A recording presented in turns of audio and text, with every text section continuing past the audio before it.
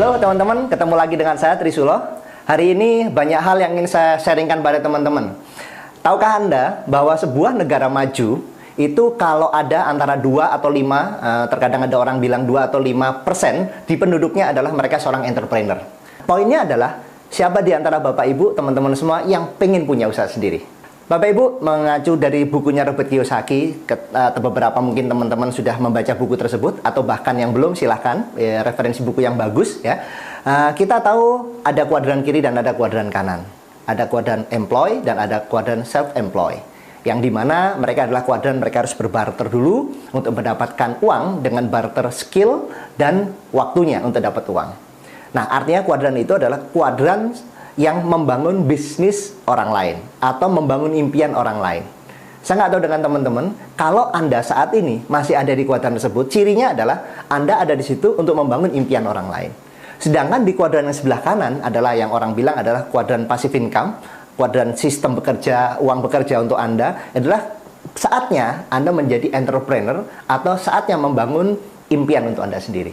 Poinnya adalah bisnis impian seperti apa yang paling ideal atau tepatnya menjadi bisnis idaman buat orang-orang. Menariknya Bapak Ibu, saya membaca sebuah buku.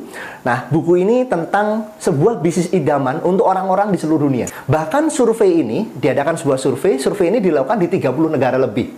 Dan uniknya, hasil survei dari buku tersebut atau survei tersebut, ada beberapa hal yang saya amati, yaitu biasanya dimulai dari hal-hal yang nggak menyenangkan dulu atau tidak mereka inginkan dulu adalah yang pertama, bisnis idaman yang pertama adalah yang tidak butuh karyawan atau tepatnya tidak butuh karyawan yang banyak. Yang kedua adalah tidak ada unsur-unsur politik dalam bisnis tersebut. Itu idaman yang mereka nggak mau, ya.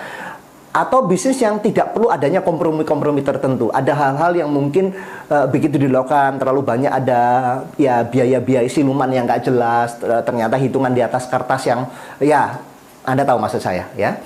Juga mereka nggak ingin adanya diskriminasi. Jadi ada sebuah bisnis yang mungkin hanya orang-orang tertentu yang bisa lakukan, hanya mungkin pendidikan tertentu yang bisa lakukan, atau jebolan universitas tertentu yang bisa lakukan, atau suku tertentu yang bisa lakukan. Nah, mereka kurang menginginkan, ya, itu bisnis idaman. Juga nggak perlu adanya pendidikan formal, ya. Formal yang saya maksud adalah mungkin satu certified tertentu yang hanya orang-orang yang mendapatkan itu yang bisa berbisnis tersebut. Ya, nah itu bisnis yang mereka tidak inginkan. Nah, ada hal yang juga positif teman-teman. Bisnis idaman yang menurut orang-orang survei tersebut adalah, yang jelas adalah bisnis-bisnis yang positif. Artinya positif itu adalah bisnis-bisnis yang tidak tanda kutip negatif, yang mereka tidak mau, tidak tenang jiwanya atau tepatnya pikirannya, atau harus dikejar-kejar. Nah, bisnis yang tentu saja positif. Nah, mereka juga menginginkan produk-produk atau jasa yang berkualitas, ya. Mereka menginginkan unlimited income, di mana income-nya, begitu saya kerja keras gimana pun income-nya tergantung kerja keras saya gitu. Nggak kerja keras tapi income-nya segitu-segitu aja. Mereka juga ingin bisnis yang memiliki rekan kerja yang menyenangkan. Jadi nggak sekedar bisnis tapi kok rekan kerjanya nggak enak, nusuk sana nusuk sini, ya kan? Mereka ingin bisnis yang sesama rekan kerjanya yang menyenangkan. Mereka ingin memiliki kebebasan waktu, apalagi tren saat ini adalah mereka bisa kembangkan bisnis yang part-time, yang menyenangkan, ya, yang mereka bebas waktu kapanpun yang mereka mau, ya, bisa sambil online di rumah dan lain-lain. Mereka juga perlu sesuatu pengembangan diri, tambahan penghasilan, ya. Mereka ingin yang bisnisnya internasional, ya. Mereka ingin mengkontribusi pada amal misalnya. Mereka juga ingin resiko yang rendah, modal yang rendah, tahan resesi ekonomi, dan bisnis yang bisa mengurangi pajak, pengurangan pajak artinya, ya. Dan yang paling penting, bisnis itu fun. Nah, Bapak Ibu, menariknya 20 tahun saya di industri yang luar biasa, yaitu industri bisnis network marketing.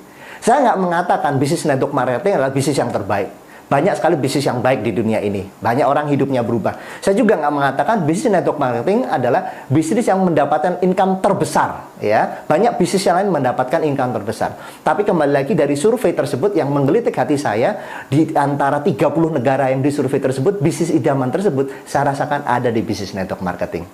Nah, ini yang luar biasa. Jadi bisnis network marketing bukan bisnis yang terbaik, tapi hanya lebih baik di antara apa yang pernah saya lihat. Nah, Apa itu bisnis network marketing? Anda bisa pelajari lebih lanjut. Menarik sekali bisnis ini. Yang jelas, pastikan Anda pelajari lebih banyak dan pastikan Anda juga mengikutinya supaya Anda bisa mengerti apa yang maksud menjadi sebuah bisnis idaman. Oke, terima kasih telah mendengarkan penjelasan sharing saya pada sesi ini. Sampai ketemu di sesi berikutnya.